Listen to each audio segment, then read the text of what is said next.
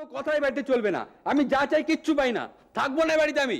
আরে এই চেঁচিস কেন, কি হয়েছে? চেঁচাবো না, আমার কোনো কথা কেউ শোনে? আমি কি বললাম না বললাম তাতে কারো যায় আসে? তোর কি ধারণা যে চেঁচালেই তোর কথা লোকে শুনবে? না চেঁচিয়ে ঠান্ডা মাথায় কি হয়েছে বল দেখিনি। দেখো দাদু, তুমি তো জানো আমি কবে থেকে বলছি একটা কুকুর পুষবো, তাতে বাড়ি শুদ্ধ লোকের কত আপত্তি। আর দিদি বললো আমি একটা পাখি পুষবো, অমনি বাবা পারমিশন দিয়ে দিল। তুমি দেখবে দুদিনের মধ্যে পাখি ঠিক আসবে। আর আমি এদিকে 1 বছর ধরে চেঁচামেচি করছি। আচ্ছা আসু, পাখি আর কুকুর কি এক হলো? কুকুরের শত হ্যাঙ্গাম। হতে পারে হ্যাঙ্গামা আছে, কিন্তু আমি যদি কুকুর পুষি, কুকুরের সমস্ত রকম সার্ভিস আমার, অন্য কাউকে কিচ্ছু করতে হবে না। আরে তা বললে তো চলবে না। পাখি থাকে নির্দিষ্ট জায়গায় খাঁচার মধ্যে, কিন্তু কুকুর তো সারা বাড়ি ঘুরে বেড়াবে রে। আর তাছাড়া ধর তুই 2-3 দিনের জন্য বাইরে গেলি, কুকুরকে দেখবে বাবা। আমি মর্নিং ওয়াক গিয়ে দেখেছি, সব বিশাল বিশাল কুকুর তাদের মালিকদের না হিড় হিড় করে টানতে টানতে নিয়ে যাচ্ছে। শোন বাপু, আমি একদম ওই মধ্যে নেই, আমি কুকুর নিয়ে ঘুরতে পারবো না। ঠিক আছে, আমরা কোনো ওই জায়েন্ট অ্যালসেশিয়ান কিনবো না। আমরা কিনলে ওই American Spitz, golden retriever, Lhasa Apso, আরও অনেক আছে, এই ধরনের বেশ সুন্দর ছোট ছোট কুকুর কিনবো। প্লিজ দাদু, এই ব্যাপারে আমাকে একটু হেল্প করো না দাদু, প্লিজ দাদু। কি জানি বাপু, আমার এ সমস্ত পোষায় না। অনেকের বাড়িতে দেখি কুকুর নিয়ে আদিক্ষেতার একবারে অ্যাক্সেস। তো মানুষ রোজ মাংস পায় না, অথচ কুকুরের জন্য প্রতিদিন মাংস চাই চাই। আর কি সমস্ত নাম, জ্যাকি, টমি, অ্যালবার্ট, ডগি। আরে এর পেছনে একটা অদ্ভুত সাইকোলজি কাজ করে। যেহেতু বেশিরভাগ কুকুরই বিদেশি, তাই বাঙালিদের ধারণা কুকুরে ইংলিশে প্রেফার করে। হ্যাঁ ঠিক বলেছো, আমিও না অনেকের বাড়িতে দেখেছি তারা পোষা কুকুরের সাথে ইংরেজিতে কথা বলে, বলে doggy sit here, sit doggy sit, come on Jimmy, come on, come on Jimmy, come on. হ্যাঁ হ্যাঁ, অথচ আমাদের গলিতে ওই ঘুরে বেড়ানো কোনো নেড়ি কুকুর যদি বাই চান্স কোনো বাড়িতে এন্ট্রি পায়, তো তার ভাগ্যে কোনো বিলিতি নাম জোটে না। ওই বড় জোর কালু বা ভুলু এই পর্যন্ত। তা আমাদের আশু যদি ওই কালু ভুলু জাতীয় কোনো নেড়ি কুকুর পুষতে চাস, তো আমি জোগাড় করে দেবো। না না, আমি এমন কুকুর পুষবো যাকে ট্রেন করা যাবে। অবশ্য কুকুরদের ট্রেনিং করার জন্য এখন নতুন নতুন সেন্টার খুলেছে, ওখানকার ইনস্ট্রাক্টররা আমার কুকুরকে বেশ ভালো করে ট্রেন করে দেবে, তারপরে আমি ওকে ওয়ার্ল্ড ডগ শোতে পাঠাবো। অবশ্য কুকুরের পেডিগ্রি না থাকলে ওখানে অ্যালাউই করবে না। আমি অবশ্য ওই কুকুরের ট্রেনিংয়ের জন্য যে সমস্ত বইপত্র দরকার তা আমি কিনে নিয়েছি, কিন্তু লাভ কি? কেউ তো আমায় কুকুর কিনে দিচ্ছ না। বাবা, কুকুরের আবার বইপত্র? এরপর তো কোনদিন শুনবো কুকুরও স্কুল কলেজে এডুকেশন নিচ্ছে। আরে না না অবন্তী, আশু ওর কুকুরকে ট্রেনিং দেবে, আর বইপত্র মানে ডগ ট্রেনিং বুক, বুঝলে? অ্যাকচুয়ালি কুকুরকে ট্রেনিং দিলে তার দ্বারা অনেক কাজ সম্ভব। আফটার অল অত ওবিডিয়েন্ট আর লয়াল জিনিস কি আর আছে? তবে যাকে বলে হিজ মাস্টার্স ভয়েস। তাহলে দাদু, আমাদের এতে কুকুর আসছে তো, চলো না আমি আর তুমি পছন্দ করে একটা কুকুর নিয়ে আসি, চলো না।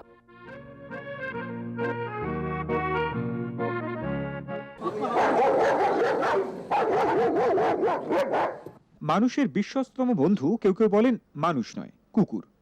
প্রহরী হিসেবে বিশ্বস্ত সন্দেহ নেই, কিন্তু বন্ধু হিসেবেও লীলা মজুমদার কবেই লিখে গেছেন, আহা কুকুর বলে কি মানুষ নয়।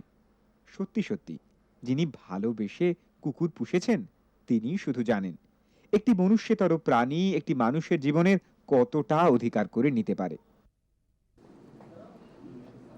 নিজেদের সেফটির জন্যই কুকুর পুষছিলাম, তারপরে ওর ভিতরে ভালোবাসা হয়ে গেল। এখন দেখছি এর মতো ভালো বন্ধু আর দুনিয়ায় দুটি নেই। 2টো কুকুর আছে, 2টো কুকুর অনেক সময় সুন্দর আনন্দে কেটে যায়। বাবা মা আগে থেকেই পুষতো, সেই হিসেবে আমাদের একটা ফ্রেন্ড রয়েছে কুকুরের প্রতি। আর সেকেন্ড থিং, আমরা যেহেতু সল্টলেকে রয়েছি, এই মুহূর্তে আমাদের একটু সিকিউরিটির ব্যাপারেও কিছুটা কুকুর পোষা হয়। Is more than security, security পার্সনের থেকে বেশি কাজ করে ও।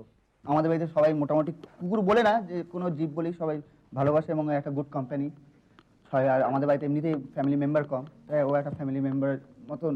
বাড়িতে ওরা ছেলে মেয়ের মতো, নিজেরাও মনে করে ছেলে মেয়ের মতো, আমরা ওদের ট্রিট করি ছেলে মেয়ের মতো। সকালে আমার সঙ্গে ঘুমায়, ঘুম থেকে ওঠে, আমরা যেরকম খাই, সকালে ব্রেকফাস্ট করি, ওরও ব্রেকফাস্ট থাকে, ওরও টাইম থাকে খাওয়ার জন্য। ওই জন্য খুব কেয়ার, যেরকম বাচ্চাদের করতে হয় ওকে ওই করতে হয়, কখন কি খাবো কি না করবো সব করতে হয় ওকে। এবং ও সেভাবে আমাদের সঙ্গে trend, is a part of the member আমাদের, আর কিচ্ছু নয়। পুরো ফ্যামিলি মেম্বার মধ্যে একদম একটা ফ্যামিলি মেম্বার যা হতে পারে তাই, ওর জন্য আলাদা করে মানে ও আছে বলে ওর জন্য এক্সট্রা কিছু না, একেবারে বাড়ির যা সবাই এর জন্য করা হচ্ছে ওর জন্য তাই করা হচ্ছে। অনেকে বাড়িতে শুনি কুকুরের জন্য স্পেশাল রান্না হয়, এ হয়, আমরা কিছু করি না। ডাল ভাত তরকারি খায়, আমরা যাকেই ওরাও তা খায়, এমনকি ওরা ফলও খায়, আমের সময় আম খায়। আমাদের বাড়িতে পেয়ারা গাছ আছে, আমার কুকুর তো পেয়ারা খেতে খুবই ভালোবাসে।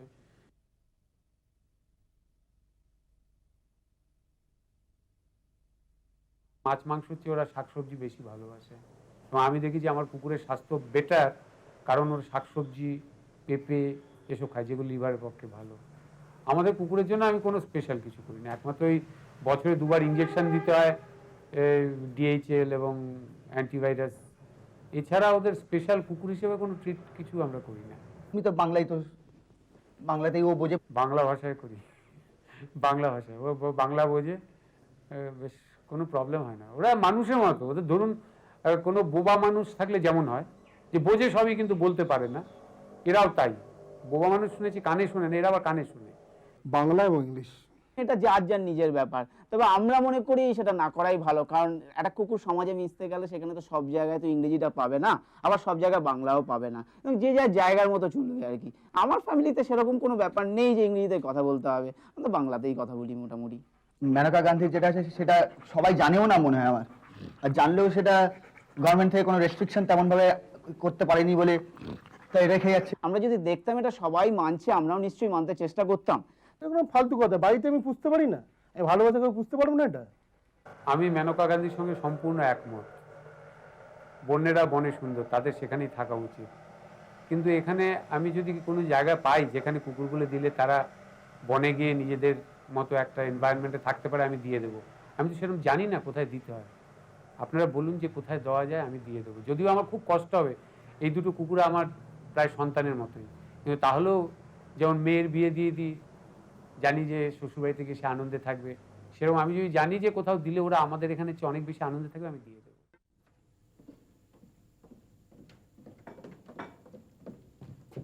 বাবা, তুমি এখানে?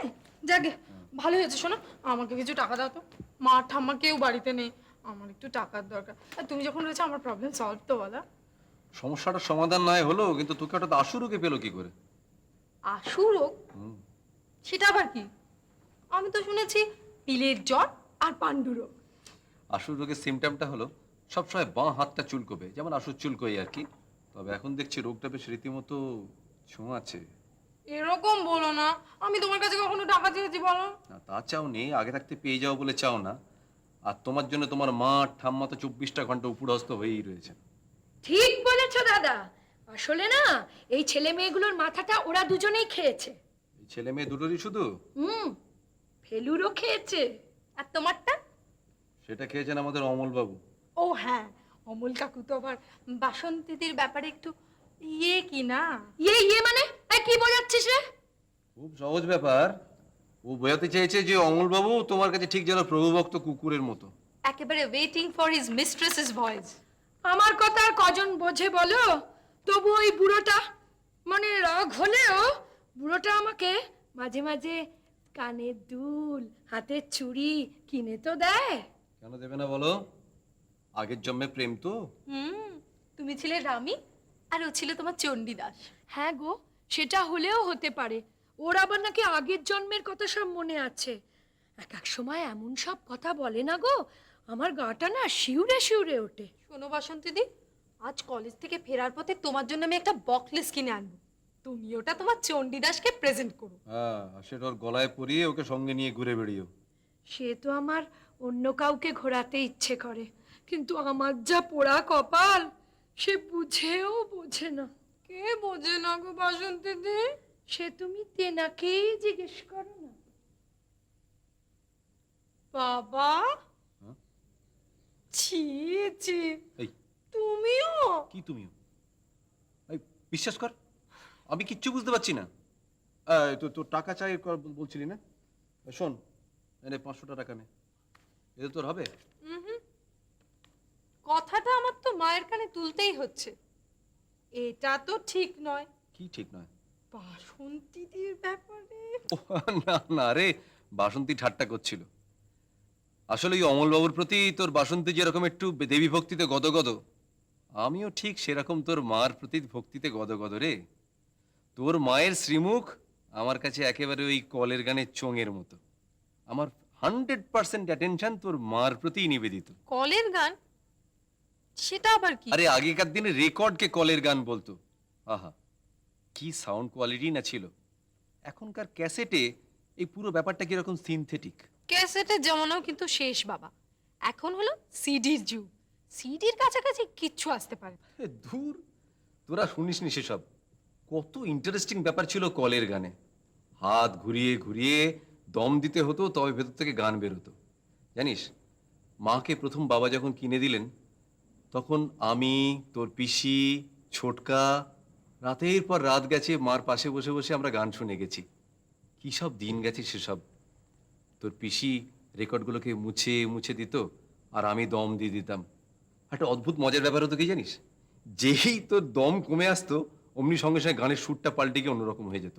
ধর একটা কোনো ফিমেল ভয়েসে গান হচ্ছে, আর যেই দম কমে গেল অমনি মনে হলো যেন জর্জদার গান শুনছি। কিরকম? যেমন শোন, যেমন ধর, বাগিচায় বুলবুলি তুই কুল শাখাতে দিস নে আজি দোল। ইস, গান শোনার মজাটা একদম মাটি হয়ে গেল।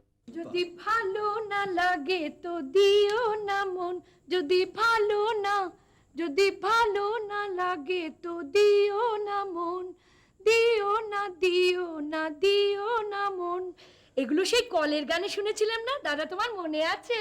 থাক, ওই ভাঙা গলায় আর গান গাইতে হবে না।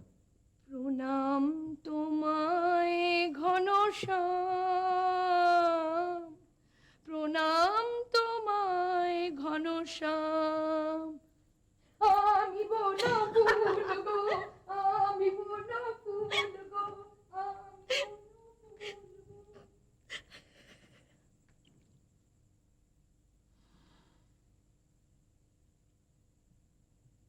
দাদাবাবু, বাসন্তীকে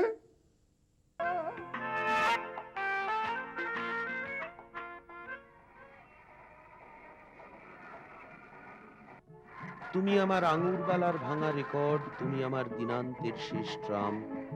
কলের গানের মূর্ছনা ও রোম্যান্টিকতা আজও হারিয়ে যায়নি।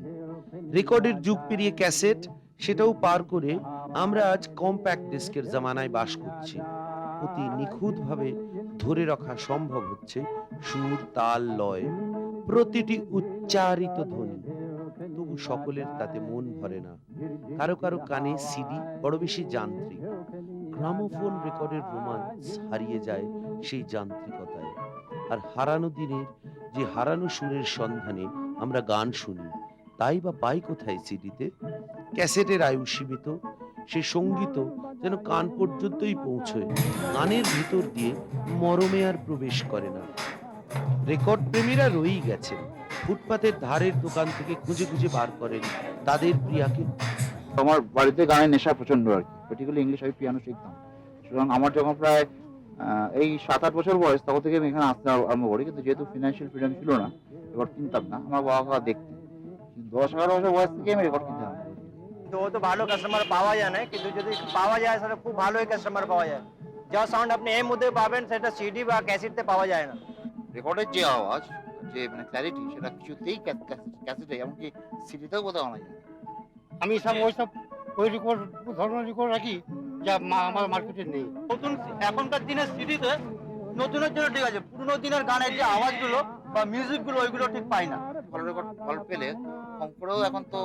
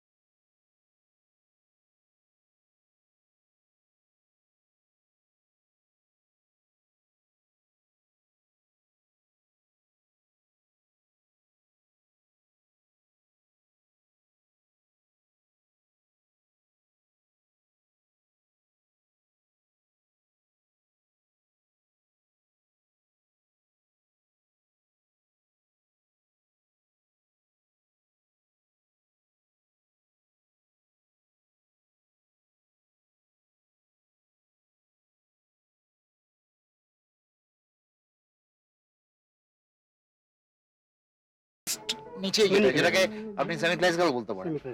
আমার কাছে অনেক পুরনো আছে, এসডি বর্মন আছে, সাইকেল আছে, মুকেশ আছে, বাংলা আছে, দিলীপ রায় আছে, বিশ্বদেব আছে।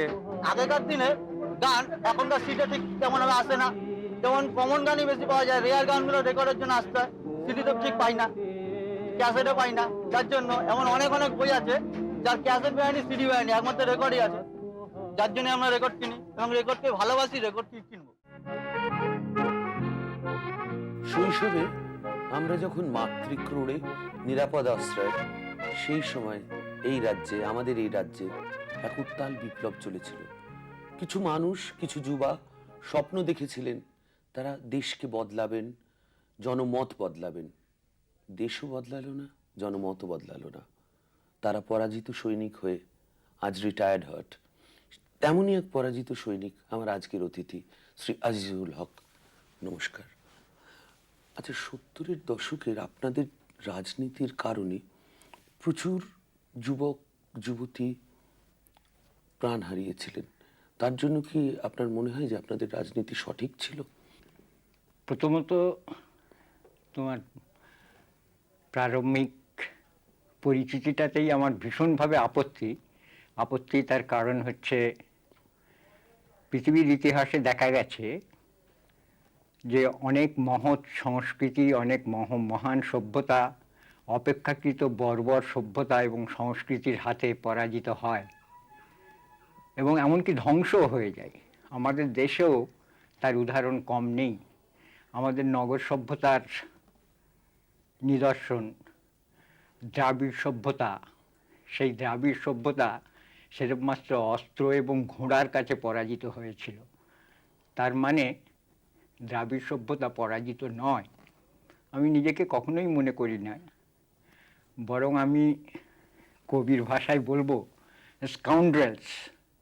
আমি প্রাক্তন নই, আমি বর্তমান। আমি এখনো স্বপ্ন দেখি এবং স্বপ্ন দেখি দিন বদলে দেওয়ার। কিরকম ভাবে দিনটা বদলাবে? হ্যাঁ, কিরকম ভাবে দিনটা বদলাবো। দিন বদলাবার আসল যারা লব কুশ তারা রয়েছেন মাঠে ঘাটে, তারা বাড়ছেন গোকুলেই এবং বদলাবেন তারাই। এই ধারণাটা কি ইউটোপিয়া নয়? আজকে বর্তমান প্রেক্ষাপটে যেখানে আমরা দেখছি যে একদম, আপনি পশ্চিমবঙ্গের উদাহরণ নিন, যে দক্ষিণপন্থীরা কিন্তু এইখানে এখন প্রবলভাবে ঢুকে গেছেন এবং আজকে দাঁড়িয়ে যে ঘটনাটা ঘটছে পশ্চিমবঙ্গে, সেখানে আমরা পুরো ভারতবর্ষের কথা বলছি না, আমরা ছেড়ে দিচ্ছি, সেখানে একটা রাইটিস্ট ফোর্স পাওয়ারে আছে সেন্টারে। আমরা ওয়েস্ট বেঙ্গলের কথা বলছি, যেখানে 22 বছর ধরে তথাকথিত লেফটিস্ট ফোর্স আছে, সেইখানে কিন্তু আজকে একটা রাইট উইং ফোর্সরাই এসে যাচ্ছে। সেই প্রেক্ষাপটেও আপনি বলবেন যে গোকুলে বাড়ছে? গোকুলে তো বাড়ছে তৃণমূল। না, অবশ্যই না, অবশ্যই না। চমকাইতলার পরেও আপনি বলবেন যে গোকুলে তৃণমূল? আমি আমি ঘুরে এসেছি বলেই আমি বলতে পারি যে সেটা হচ্ছে চমকাইতলায় কি ঘটছে কি না ঘটছে এগুলো আমি খুব ভালোভাবেই বলতে পারি যে এখন সমস্যাটা হচ্ছে যে দুটো জিনিস আছে। আমি যদি তোমাকে বলি যে সূর্য পূব দিকে ওঠে পশ্চিম দিকে ডোবে, তুমি বলবে এটা সত্যি কথা, আমি বলবো না, এটা মিথ্যা কথা। সূর্য ওঠেও না, ডোবেও না, পৃথিবীটা ঘোরে। সুতরাং আপনি 4-5 বছরের একটা আইসোলেটেড এক্সাম্পলের সঙ্গে আপনি একটা সভ্যতার তুলনা করলেন, আপনি দ্রাবিড় সভ্যতার সঙ্গে নকশালবাড়ি আন্দোলনের তুলনা করলেন। নকশালবাড়ি আন্দোলনের ঐতিহাসিক ভাবে আমরা যদি দেখি, ঐতিহাসিক পরিপ্রেক্ষিতে তার কতদিন সে আন্দোলনটা জীবিত ছিল? এখনো বেঁচে আছে। মানুষের মনে, আপনার মতো কিছু বিরল মানুষের মনে। কে বললো? মুশকিল হচ্ছে আমাদের দৌড়টা যদি এখান থেকে গল্ফ গ্রিন হয় তাহলে একটু মুশকিল আছে। এখনো বেঁচে রয়েছে, হায়দ্রাবাদ শহরে গেলে পরেই বোঝা যায় বেঁচে আছে। এখনো বেঁচে আছে পাটনা, ভাগলপুরে গেলে পরে। সেটাকে কিন্তু ভারতবর্ষের বৃহত্তর প্রেক্ষাপটে সেটাকে উগ্রবাদী হিসেবে চিহ্নিত হচ্ছে সব সময়। আপনি কি এখনো আপনি মনে করেন যে সশস্ত্র বিপ্লব আমাদের দেশে সম্ভব? সম্ভব নয়, হ্যাঁ, এটা অবশ্যম্ভাবী। কবে? অবশ্যম্ভাবী কবের প্রশ্নটা মানে প্রথম পানিপথের যুদ্ধ তো হয়ে গেল, প্রথম পানিপথের যুদ্ধে পরাজয় হয়ে গেল, এরকম আর একটা দ্বিতীয় পানিপথ আসবে, সেখানেও পরাজয় ঘটবে, তৃতীয় পানিপথ হবে, আবার পরাজয় ঘটবে, এবং এত এত যুবক যুবতীর মানে বিভ্রান্তির পথে গিয়ে তারা ভুল স্বপ্ন দেখে তারা তরতাজা প্রাণ, তারা রক্ত খোয়াবে, অথচ নেতৃত্বের স্থানে যারা বসে এই ইউটোপিয়ার স্বপ্ন দেখছে তারা বলবে যে হ্যাঁ যাও তুমি, তাহলে তো মানে এটা হচ্ছে আপনি সুইসাইড বম্বার স্কোয়াডের মতো আপনি মানুষকে পাঠিয়ে দিচ্ছেন। একদম প্রশ্নটা নয়। আমি পড়ছিলাম শচীন সান্যাল, নিশ্চয়ই শচীন সান্যালের নাম শুনেছো, যিনি ভারতবর্ষের অগ্নিযুগের মানে একজন অন্যতম সংগঠক ছিলেন। এই যুক্তিগুলো অতীতকাল থেকে অজস্রবার আমাদের সামনে এসেছে। আমি তার বইটা উদ্ধার করে এডিট করছিলাম। যে প্রশ্নটা হচ্ছে যে দুটো যুক্তি। একটা যুক্তি হচ্ছে গন্ডগোল পাকাও ব্যর্থ হও, গন্ডগোল পাকাও ব্যর্থ হও, যতদিন না ধ্বংস হও। আর জনগণের যুক্তি হচ্ছে লড়াই করো ব্যর্থ হও, লড়াই করো ব্যর্থ হও, যতদিন না বিজয়ী হও। আপনারা কি জনগণের সঙ্গে যুক্ত ছিলেন? আপনারা তো জনগণের সঙ্গে বিযুক্ত হয়ে একটা আন্দোলনের পথে চলে গেছিলেন। আজকে কিন্তু আমরা যখন ইতিহাসে 2000 সালে এসে দেখি আপনাদের যে মূল বিচ্যুতি যেটা ঘটেছিল, আপনারা কিছু নগর কেন্দ্রিক মানুষ গিয়ে গ্রামের মধ্যে অ্যাগ্রেরিয়ান রেভলিউশনের কথা বলেছিলেন। আপনারা কিন্তু গ্রাম থেকে গজে ওঠা মানুষ কিন্তু এই আন্দোলন করেন। এটা কিন্তু মানে বিরসা মুন্ডার মতো তাদের দেশজ মানুষ গড়ে ওঠেনি। কলেজ স্ট্রিটের চত্বরে কতটুকু ইতিহাস, কাদের ইতিহাস তুমি পড়েছো আমি জানি না, কার লেখা সেই ইতিহাস। হ্যাঁ, এবং মনে করেন যে সত্যের রাজনীতি সঠিক পথে ছিলেন আপনারা? অবশ্যই সঠিক পথে ছিলাম, 110 ভাগ সঠিক গেলে তোমাকে বললাম। সে বললাম তার মানে আপনি স্বীকার করেন যে আপনারা তখন পরাজিত হয়েছিলেন সাময়িকভাবে হলো? হ্যাঁ, ধাক্কা খেয়েছি আমরা, ধাক্কা খেয়েছি। তার কারণ মানে আমরা মায়ের পেট থেকে কেউ অভিমন্যু যুদ্ধ করতে আসিনি। কিন্তু আমরা অভিমন্যু হয়ে আপনারা চক্রব্যূহে ঢোকার রাস্তাটা জানতেন, বেরোনোর রাস্তাটা জানতেন না। হ্যাঁ, সেই বেরোনোর রাস্তাটা অর্জন করার জন্য তার থেকেও আমি আরো ভালো উদাহরণ তোমাকে দেবো। সেটা হচ্ছে যে ধরো সাঁতার শেখার জন্য আমরা জলে নেমেছি এবং হাবুডুবু খেয়ে সাঁতার জানে না তাদের তো জলে ফেলে জলে চুবিয়ে মেরেও ফেলেছে। মেরে আমরা যারা যে প্রাণ দেয় ভাই, তোমাকে যদি আজ আমি বলি সুইসাইড বম্বারকেও তো মোটিভেট করা হয়। ওই যে ধান্য বলে যে মেয়েটা রাজীব গান্ধীকে মেরেছিল, তাকে কিন্তু খুব বোঝানো হয়েছিল যে তুমি এটা করো তাহলে তামিল এলাম আসবে, তামিল এলাম এলো বলে তোমার ওই একটা বোম বিস্ফোরণে তামিলরা মুক্ত হবে। তামিলরা কি মুক্ত হলো?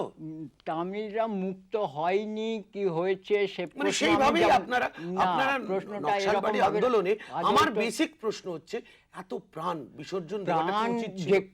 প্রাণ যারা বিসর্জন দেন, আপনি অনেক কষ্ট করে আপনি বেঁচে গেছেন, কিন্তু আপনার যারা কমরেডরা ছিল তারা তো অনেকে মারা গেছে। আপনারা তাদের জন্য কি প্রাণ কাঁদে না? অবশ্যই কাঁদে, অনেক বেশি করে কাঁদে। বেশি করে কাঁদে বলেই আমি আজকে স্বপ্ন দেখতে পারি, অনেক বেশি করে কাঁদে। বেশি করে মনে করেন না যে এই ভুলটা আবার রিপিটেড যাতে না হয়? এই ভুলের প্রশ্ন নয়, প্রশ্ন হচ্ছে যে মানে যারা প্রাণ দিয়েছিলেন কারো কথায় প্রাণ দেন না।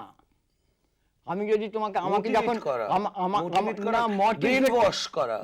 মগজ ধুলাই করা তো একটা ওই থাকে, দেখুন সুবক্তা সুচিন্তক ভালো গুরু হলে সে কিন্তু মাথাটা ধুলাই করে দিতে পারে, যেটা আপনাদের হয়েছিল একটা সময়। একদম কথাটা সত্যি নয়। আমি মানুষকে এত ছোট করে দেখি না। কোনটা? আমি মানুষকে এত ছোট করে দেখি না যে একজন মানুষের মগজ ধোলাই হয় না। মগজ ধোলাই হয় না। যেটা হয় সেটা হচ্ছে যে মানুষকে আমি একটা জিজ্ঞেস করছি এবং সেই মগজ ধোলাই এই পরিপ্রেক্ষিতে জিজ্ঞেস করছি, বাল ঠাকরে কি মগজ ধোলাই করে ডাকেননি তার শিব সৈনিকদের? মগজ ধোলাইয়ের প্রশ্ন নয়, শিব সৈনিকদের ভেতরে সেই জিনিসটা ছিল বলেই বাল ঠাকরে সেটাকে উস্কাতে পেরেছেন।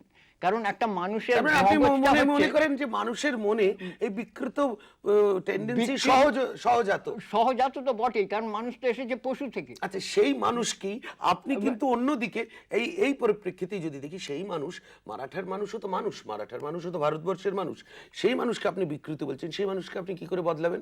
না, বদলাবেন না, কি রয়েছে তার সামনে? আরো অনেক বৃহত্তর জিনিস তার সৈনিককে আপনি কি করে নকশাল করে তুলবেন? হ্যাঁ, করা যাবে, কি করে করা যাবে? এই কারণেই করা যাবে যে তার সামনে যে আরো সত্যি সত্যি তাকে যদি মানে বৃহত্তর পরিপ্রেক্ষিতটা দেখিয়ে বোঝানো যায় এত বছর 30 বছর ধরে একটাও তো 30 বছর কেন তো হলো না। 30 বছর কেন? এখানে বছরের হিসেবে আমরা ওই যে বললাম যে বছরের হিসেবে ইতিহাস হয় না। নাজিম হিকমতের একটা কবিতা রয়েছে, আমি যখন জেলে এলাম আমার কাছে ছিল একটা পেন্সিল, লিখতে লিখতে 7 দিনেই পেন্সিলটা হয়ে গেল শেষ। আমি বললাম মাত্র 7 দিন? পেন্সিল বলল আমার সমস্ত জীবন। ইতিহাস 30, 40, 50 বছরের নয়, ইতিহাস 70, 75 বছরের নয়, ইতিহাস হচ্ছে একটা মহাকাল। 100 বছরের মধ্যেই আমাদের মানে পৃথিবীর ইতিহাসে আমরা যদি দেখি 100 বছরের মধ্যেই মার্ক্সবাদের উত্থান এবং বিশ্বজুড়ে মার্ক্সবাদের একটা পতন ঘটলো। আচ্ছা, তাহলে মার্ক্সবাদকে নিয়ে এত বেশি আক্রমণ করতে হচ্ছে কেন? আক্রমণ তো করতে হচ্ছে আক্রমণ না। করতে হচ্ছে না। তোমার সেই দিনই একটা ফিল্ম আমি দেখলাম, আজও পর্যন্ত যদি সেই যখন মার্ক্সবাদের কোনো কিছুই ছিল না তখন দুটি লোক 1848 সালে লিখেছিলেন একটা ভূত সমগ্র ইউরোপকে তাড়া করে বেড়াচ্ছে। হ্যাঁ, সেটা হচ্ছে গর্বাচভের পর, ব্যাপার হচ্ছে- গর্বাচভের পরও আপনি এই কথা বলবেন যে মার্ক্সবাদ এখনো বিশ্বে মূল্যবান। ইয়েলসিনের মূল্যবান মানে কি? পরেও আপনি মার্ক্সবাদ বলবেন যে ব্যাপার হচ্ছে যে মানে গর্বাচভ যে আপনি চায়নাতে বর্তমানে চায়নাতে যে ঘটনা ঘটিত হচ্ছে, কিউবাতে যে ঘটনা ঘটিত হচ্ছে, তারপরেও আপনি বলবেন মার্ক্সবাদ জীবিত। অবশ্যই এটাই মার্ক্সবাদ বলে, this will happen. What will happen? This will happen. মানে it will kill itself. It will It's a kill multi-headed itself. hydra which will eat its own other heads. No, যে এইটাই ডাবলি নেগেটেড হয়ে এইরকম ভাবে আসবে। অর্থাৎ আমরা মার্ক্সবাদ সম্পর্কে ওই প্রচলিত কতকগুলো মানে বাজারি ধ্যান ধারণাগুলোকে যদি মার্ক্সবাদ বলা হয়, যদি গর্বাচভের কিংবা ক্লিনটনের কিংবা সাম XYZ এর কথাবার্তাগুলোকে মার্ক্সবাদ বলা হয়, মার্ক্সবাদ একটা জীবন ক্লিনটনের দর্শন। কথা তো কখনোই না, মার্ক্সবাদ না, নয়। আমি বলছি ক্লিনটনের কথা তো মার্ক্সবাদ নয়। হ্যাঁ। তার ব্যাখ্যাটা, তার গিলিয়ে দেওয়া ব্যাখ্যাটা, বুঝলেন তো, যদি মার্ক্সবাদ হয়, কিংবা যারা শাসক হয়ে আমাদের দেশে তথাকথিত লাল ঝান্ডা ফান্ডা নিয়ে বসে আছেন, তাদের ব্যাখ্যাটাই যদি মার্ক্সবাদ হয়, তাদের ব্যাখ্যাটা মার্ক্সবাদ নয়। অবশ্যই মানে না। জ্যোতিবাবুর যে ব্যাখ্যা সেটা একদমই মার্ক্সবাদ না, নয়। একদম মার্ক্সবাদ। মানে আপনি এখানে যে বামফ্রন্ট সরকার আছে সেটাকে আপনি বামপন্থী মনে করেন না? একদম না। তারা কারণ কি পন্থী তারা? বামপন্থী ডানপন্থী এই কথা দুটোই এসেছে সমাজবিজ্ঞানের যদি সামান্যতম ধ্যান ধারণা আমরা থাকে, সেটা হচ্ছে গণতান্ত্রিক ব্যবস্থার, তথাকথিত গণতান্ত্রিক ব্যবস্থার মধ্যে। মানে গণতন্ত্র হচ্ছে মধ্যবর্তী। মানে স্পিকারের ডান দিকে যারা থাকেন ডানপন্থী, বাম দিকে যারা থাকেন বামপন্থী, ট্রেজারি বেঞ্চ এবং বামপন্থী, এই কথা দুটোর আবিষ্কার হয়েছে। ইদানিংকালে একটা গান হয়েছে, আমি বাম দিকে তো নেই, আমি ডান দিকে তো নেই, আমি মধ্যখানে থাকি পরাণ জলাল জলি দিয়া। দাঁড়াও, আমার কথাগুলো শেষ করতে দাও, করতে দিতে হবে শেষ, না হলে মাঝপথে এটা তো কোনো সভ্যতার ভব্যতা নয়। ব্যাপার হচ্ছে যে একদিকে ডান দিকে যারা থাকে ডানপন্থী, বাম দিকে যারা থাকে বামপন্থী, এটা হচ্ছে মানে তোমার কথা দুটোর আবিষ্কারের ইতিহাস। ভারতবর্ষে সেই দিক থেকে দেখলে পারে দেখবে যে ওয়েস্ট বেঙ্গলে যারা বামপন্থী স্পিকারের বাম দিকে আছে, কেন্দ্রে তারা ডানপন্থী স্পিকারের ডান দিকে আছেন। আবার কেন্দ্রে যদি দেখো, যারা কেন্দ্রে বামপন্থী এখানে তারা ডানপন্থী। অর্থাৎ ভারতবর্ষে অ্যাজ সাচ তথাকথিত এই যে রাজনৈতিক দলগুলো সবাই হচ্ছেন শাসকপন্থী, নো বামপন্থী, নো ডানপন্থী। আমি বলছি ওটা উদাহরণ দিয়ে দেখুন, আমি তো সবাই হচ্ছে স্থূল উদাহরণ হয়ে গেল না যে রাজনীতির আদর্শকে আপনি একটা পার্লামেন্টের বাঁদিকে বসা ডান দিকে বসা দিয়ে রাজনৈতিক আদর্শকে মূল্যায়ন করলেন। এইটা কথা দুটোর আবিষ্কার, ল্যাস্কি থেকে শুরু করে প্রত্যেকে এই কথা দুটো আবিষ্কার যে করেছেন, আবিষ্কার করেছেন। তুমি বামপন্থা বলতে তো শুধুমাত্র বামপন্থা, আমি বলছি মার্ক্সবাদের কথা। আপনি বলেন যে আমরা ফেরত আসি, বামপন্থা ডানপন্থা ছেড়ে দিই, ফেরত আসি মার্ক্সবাদে। আপনি মনে করেন যে এটা মার্ক্সবাদ নয়, এটা মার্ক্সবাদী নয়, এরা মার্ক্সবাদী নয়। এদের বিচ্যুতিটা কোথায়? এদের বিচ্যুতি হাজার একটা রয়েছে। জ্যোতি বসুর বিচ্যুতিটা কোথায়? অজস্র বিচ্যুতি রয়েছে। প্রথম বিচ্যুতিটি হচ্ছে যে মানে পুঁজির শাসনকে স্বীকার করা, পুঁজির শাসনকে স্বীকার করা, গ্রাউন্ড রিয়ালিটিটাকে বুঝে নেওয়াটাকে আপনি বলছেন যে বিচ্যুতি। গ্রাউন্ড রিয়ালিটি জ্যোতি বসু তো মানে উনি তো দেখুন উনি তো বুদ্ধিমান, উনি মাটিতে পা বুদ্ধিমান রেখে চলেন, কোনো সন্দেহ পাখনা নেই। মেলে উড়ে বেড়ান না। ব্যাপার হচ্ছে যে- পাখনা মেলে নকশালপন্থী আইডিয়ালজি নিয়ে, ব্যাপারটা হচ্ছে ইউটোপিয়া নিয়ে উনি তো মাটিতে পা রেখে ধরো জনহিতের জন্য মাটিতে পা পৃথিবীতে রেখেছিলেন উনি। সমস্ত মহৎ জিনিসগুলোকেই প্রথম আক্রমণ করা হয়েছে ইউটোপিয়া বলে। ইভেন আজকে যারা ইউটোপিয়া কথাটাকে আক্রমণ করছেন তাদের বিরুদ্ধে অভিযোগটা এসেছিল ইউটোপিয়ার। অর্থাৎ যখন সেই মহান রেনেসার মহান চিন্তাবিদরা আচ্ছা, এই ফ্রান্সিস বামফ্রন্ট বেকন থেকে সরকারের- সরকার ফ্রান্সিস বেকন থেকে শুরু করে প্রত্যেকে লেভেলড হয়েছিল ইউটোপিয়া বলে। সত্য প্রায়শই অল্প লোকের মধ্যে থাকে, তাদের নির্যাতন এবং আত্মত্যাগের মধ্যে দিয়েই সেটা ব্যাপক হয়ে ওঠে। রেনেসাঁ র্যাশনালিজমের সর্বোৎকৃষ্ট উদাহরণ হচ্ছে স্যার ফ্রান্সিস বেকন। উনি কিন্তু র্যাশনালিস্ট হিসেবেই গৃহীত হ্যাঁ, হয়েছিলেন, কিন্তু কোনো but ইউটোপিয়ান না, হিসেবে তাকেও হয়নি। যখন মানে চার্চ বা এরা করেছিল, তাকেও প্রথম অভিযোগটাই যেটা এসেছিল সেটা হচ্ছে পলিউশন এবং ইউটোপিয়া নষ্ট করছে ছেলেদের। সুতরাং ইউটোপিয়া কথাবার্তাগুলো এগুলো মানে একেবারে এসেইছে একটা অদ্ভুত ইউটোপিয়ান ঢঙে। এবং মানে বাস্তববাদ আপনি এবং বস্তুবাদ ইউটোপিয়াটাকে বাস্তব মনে করেন? আমি আপনার ইউটোপিয়াটাকে বাস্তব- আমি মনে করি যে মানুষের সাথে পশুর ফারাক একটা জিনিস, মানুষ বর্তমান নিয়ে চলে না, অতীত দিয়ে চলে না, মানুষ ভূত নিয়ে চলে না, মানুষ বেঁচে থাকে ভবিষ্যতের জন্যে। মানে এটা সেই অঙ্কশাস্ত্রের x tends to infinity but it will never attain infinity. এটাই হচ্ছে মানব সভ্যতার বিকাশের মানে that infinity will never be never achieved. Be attend. তাহলে তো That- মানুষ you admit that that infinity will never be না, attained. তাহলে তো By your human- own admission, by না, your না, own না, logic, না, না, you are না, saying না, infinity এটা will তো not be একেবারে ভাই achieved. কুযুক্তি। যে মানে যারা ইন্টিগ্রাল ক্যালকুলাস, মানে তুমি ম্যাথামেটিক্সের ছাত্র নাও, বেশ ভালোই বোঝা যাচ্ছে।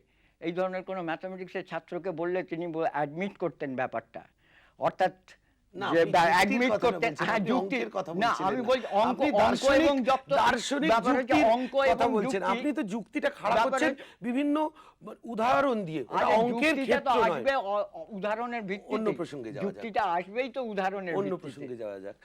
চারু মজুমদারকে আপনাদের অনেক সমসাময়িকরা কাঠগড়ায় দাঁড় করিয়েছেন, আপনি কি মনে করেন? অবশ্যই দাঁড় অনেকেই করাতে পারে। অর্থাৎ সমস্যাটা কি জানো? সমস্যাটা হচ্ছে একটা ভালো কাজ করা কারো পক্ষেই কঠিন নয়, কঠিন হচ্ছে সারা জীবন ধরে ভালো কাজ চারু করাটা। মজুমদার কি সারা জীবন ধরে ভালো কাজ করে গেছিলেন? হ্যাঁ, অবশ্যই তো করেছিলেন। তুমি যদি মানে আজকে এখানে দাঁড়িয়ে- সচিত্র বা মানে মানে এরাই যে করেছেন ভারতীয় স্বাধীনতা সংগ্রামের সশস্ত্র বিপ্লবের ভূমিকা, তাতে দেখবে চারু মজুমদারের উপরে ব্রিটিশ বিরোধী সংগ্রামের একটা পুরো প্যারাগ্রাফ রাখতে হয়েছে ছবি দিয়ে, যে খাঁপুকুরে সেই সময় যারা ব্রিটিশ বিরোধী সংগ্রামকে গ্রামের মানুষের মধ্যে নিয়ে যাওয়ার চেষ্টা করেছিলেন তাদের মধ্যে অন্যতম হচ্ছেন চারু মজুমদার। আচ্ছা, 70-এর প্রগতিশীল নকশালপন্থী নেতা আজকে 2000-এর দশকে এসে যে সাম্রাজ্যবাদ, যে পুঁজিবাদকে তিনি সারা জীবন ধরে নিন্দা করে গেছেন, সেই পুঁজিবাদের প্রতীক সংবাদপত্রে নিয়মিত লিখছেন। প্রশ্নটা হচ্ছে যে নিয়মিত এখন ধরো যে যারা মানে বা আমি বলবো আপনি কোন কোন কাগজে লেখেন? শোনো আমি একটা কাগজে লিখি অন ইনভিটেশন, সেটা হচ্ছে তোমার প্রতিদিনে। আমি বলবো স্বয়ং মার্কসই তো লিখেছিলেন মানে আমেরিকান হেরাল্ড ট্রিবিউন। মানে তার মানে পুঁজিবাদের মানে ইউ হ্যাভ টু অ্যাকসেপ্ট। না, অ্যাকসেপ্টের প্রশ্ন নয়, this is the unity of the society. হ্যাঁ, অর্থাৎ একটা শ্রমিক খুব ভালো করেই জানে, কেমন, যে শ্রমিক শ্রেণীর স্বপ্ন নিয়েই মার্ক্সবাদের জন্ম, যে সে যত খাটবে মালিকের তত বেশি লাভ হবে। কেমন? মানে আপনি পুঁজিবাদকে স্বীকার করে নিচ্ছেন? একদম স্বীকার করার প্রশ্ন নয়। পুঁজিবাদী কাগজে কেন লিখছেন? মানে মানুষকে মানে লেখাটা কে কোথায় কাজ করবে, যেমন একটা শ্রমিক কারখানায় কাজ করতে মানে বাধ্য। the end justifies the means, আপনি বলছেন? না, যে একটা শ্রমিক কারখানায় কাজ করতে বাধ্য, কেমন, এইটাই হচ্ছে ইউনিটি অফ দি সোসাইটি, যে two opposite contending force they are united to make a whole, but they are always টেন্ডেন্সিটাই হচ্ছে তাদের সেপারেট হয়ে যাওয়ার। সেপারেট হয়ে যাওয়ার লজিক দিয়ে করেছেন। আমি বলছি কনক্রিট গ্রাউন্ড রিয়ালিটিতে আপনি কোন কাগজে লিখছেন? মুশকিল হচ্ছে আপনি প্রতিদিনে কেন লিখছেন? প্রতিদিনে লিখছি, তার কারণ হচ্ছে যে প্রতিদিন মানে প্রতিদিনের মতবাদকে আপনি সমর্থন করেন? না, আদৌ তা নয়। প্রতিদিনের মতবাদ আদৌ আছে কিনা আমি জানি না। আপনার মতো একজন বিপ্লবী, হ্যাঁ, তার আপনার কারণ মতো একজন তাত্ত্বিক, প্রতিদিনে না লিখলে আমাকে কি করতে হবে? প্রতিদিনে না লিখলে মানে টু সারভাইভ, মানে বাঁচার তাগিদটা সবথেকে বড় তাগিদ আপনি জানেন। বাঁচার তাগিদ এবং মানে প্রতিদিনের লেখার টাকা, এবং নিশ্চয়ই তাদের সাথে কোথাও একটা শর্ত রয়েছে যেখানে মানে তারা আমাকে কিছুটা আমার শর্ত মেনে মানে করেছেন। আপনি তার মানে অ্যাডমিট করছেন যে মানি টক্স এন্ড বুলশিট ওয়ার্কস? না, মানি টক্স, বাট মানি ইজ নেসেসারি, কিন্তু money is not everything. But money is the basic criteria for living. না, পুঁজি না হলে জীবন যাপন করা যায় না। বেসিক ক্রাইটেরিয়া মানিটা আসবে। আমার যদি মাথা এবং হাত দুটো না থাকতো, প্রতিদিনে আমাকে লেখাতো না। নিশ্চয়ই। কেমন? অর্থাৎ বেসিক ক্রাইটেরিয়া আমার মাথা এবং হাত। কিন্তু সেটা কি ব্যবহার করা হচ্ছে? সেটা ব্যবহার তো করা হচ্ছে অর্থ উপার্জনের জন্য। আপনি নিজেই বললেন যে আমাকে তো বেঁচে থাকতে হবে। অর্থ উপার্জন সেকেন্ডারি, টারশিয়ারি, অনেক ব্যাপার। আচ্ছা, টিকে থাকা। দেখুন, আমাদের চতুর্দিকে সর্বগ্রাসী যে সাম্রাজ্যবাদের ইনফ্লুয়েন্সের থেকে আমরা কি কেউ সম্পূর্ণভাবে মুক্ত? আপনি কি হতে পারছেন? আপনি সম্পূর্ণভাবে মুক্ত? হ্যাঁ, আমার বাড়িতে কিন্তু এই যে আমরা আজকে এখানে বসে আছি, এই যে 3খানা ক্যামেরা, এইটা তো একদম সাম্রাজ্যবাদ, পুঁজিবাদকে এই জিনিসটা প্রপাগেট করছে। আপনি কিন্তু আজকে এই ক্যামেরা বন্দী হয়ে যাচ্ছেন। অর্থাৎ আপনি সাম্রাজ্যবাদের ঘেরাটোপের মধ্যে আপনাকে এসে পড়তে হলো সর্বগ্রাসী সাম্রাজ্যবাদ। একদম আমি I was not at all interested. না, উপগ্রহ মুশকিলটা হচ্ছে তার থেকে আমি উল্টোটা বলবো। উল্টোটা হচ্ছে যে তোমরা তোমাদের আমার প্রিয় না, তোমরা অনুরোধ করেছো আমার একজন প্রিয়জনকে নিয়ে দিয়ে, কেমন, যে যার অনুরোধটা আমি ফেলতে পারিনি, কেমন। অর্থাৎ তোমরা তোমাদের নিজেদের কিছু একটা ব্যাপার আমি জানি না, আমরা জানতে চাই, ইতিহাস জানতে চাই। তাই জন্য ইতিহাস জানার প্রশ্ন না, ইতিহাস জানার জন্য ব্যাপার হয়েছে আমাদের। আপনি দেখুন, আপনার রাজনীতির সঙ্গে আমরা একমত হই না হই, আপনার রাজনীতিতে আপনি যে রাজনীতি করতেন তার পুরাধায় একজন আপনি, মানে জীবিত পুরাধায় তো খুব কম আছেন। আপনার দেখুন, difference of opinion does not mean disrespect, does not mean disrespect. আপনার প্রতি আমাদের সম্মান যেটা আছে, আপনার মনান্তরের মধ্যে দেখুন 14 বছর আপনি যে স্ট্রাগলটা করেছেন, এটাও আমাদের দর্শককে বলে রাখা উচিত। এই ভদ্রলোককে যেভাবে 19 বছর বলো উনি জেলে যে অত্যাচার সহ্য করে এখনো এই স্বপ্ন বাঁচিয়ে রাখার জন্য অনেক বুকে বল থাকার দরকার।